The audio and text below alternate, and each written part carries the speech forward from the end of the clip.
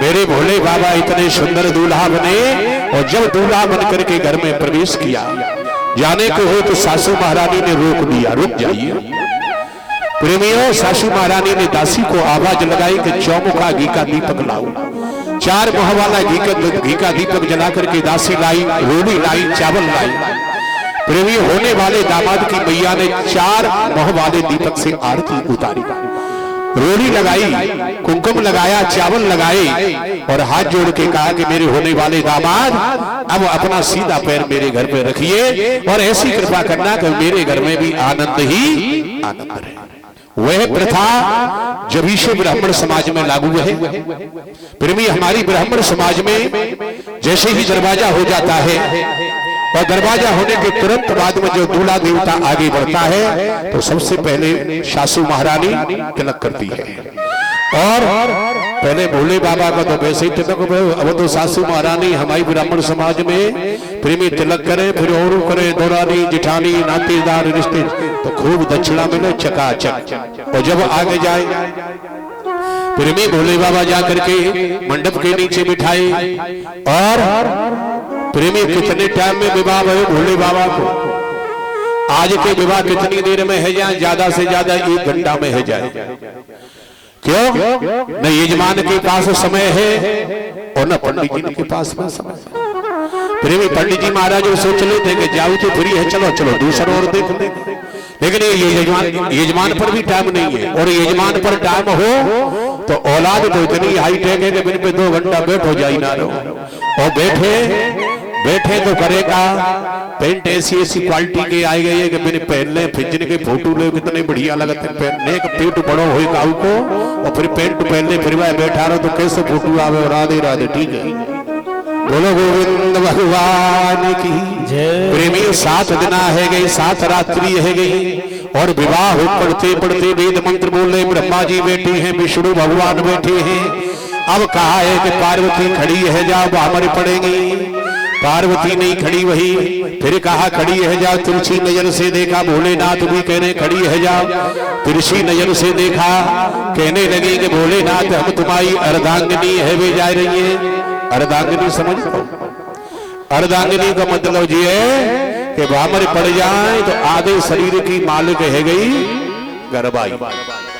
प्रेमी, आधे शरीर की मालिक घरवाली, लेकिन अब आधे शरीर से गाँव ना चला तो और ज्यादा मामला बदल गया। बोलो इतना ठीक है।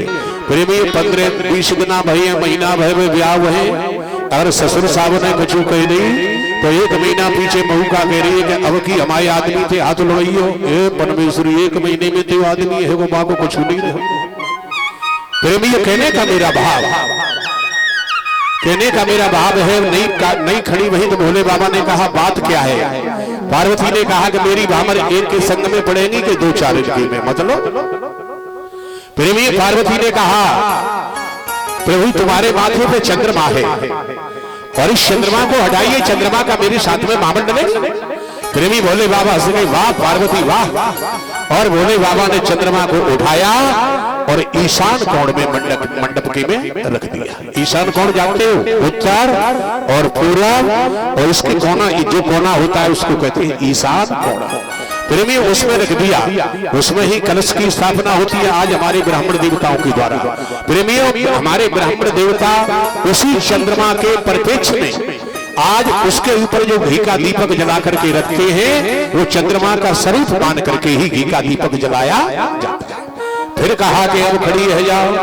पार्वती हंस गई और कहने लगी भोलेनाथ 100 चूनों की बुरी होती है, मैं तो साक्षात गंगा मैया तुम्हारी जटन में लोट पोट है रही है। और अगर मेरे संग में 7 भामर पड़ गई तो मेरो जीवो दुश्वार है जाओ, जाय न करो। भोलेनाथ हंस गए, वाह पार्वती जय हो तुम्हारी जय। प्रेमी, भोलेनाथ ने गंगा मैया को उठाया और बीच मंडप में स्थापित कर दिया और कह दिया गंगा मैया तुम हमारी और पार्वती की विवाह में गवाही के रूप में रहोगी। प्रेमियों, पीछे सारे कार्यक्रम होते हैं। सबसे पहले हमारे ब्राह्मण देवता जब बर देवता बैठ जाता है तो सबसे पहले कढ़ाई में जल मंगाया जाता है।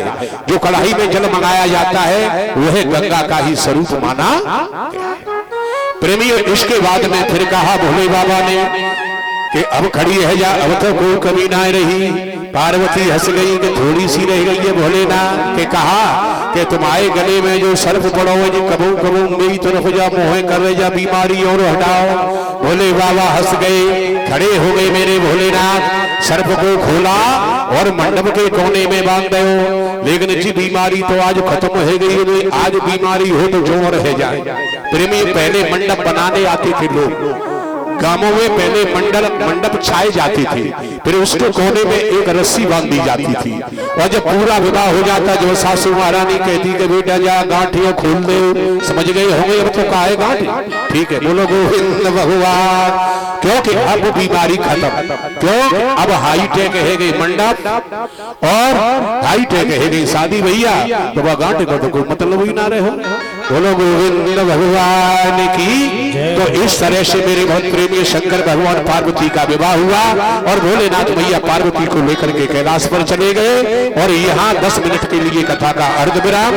पानी पीने वाले पानी पी ले और जो पानी पिलाने आते हैं उनसे मेरी हाथ जोड़ के प्रार्थना है कि खुद आकर के पानी पिलाएं, बीच में फिर 1 आध घंटा पानी नहीं। ऐसे नहीं कि कथा शुरू हुई और फिर पानी पिला दे सबको, बहन बेटियों को सबको, माता बहनों को पानी पिलाएं।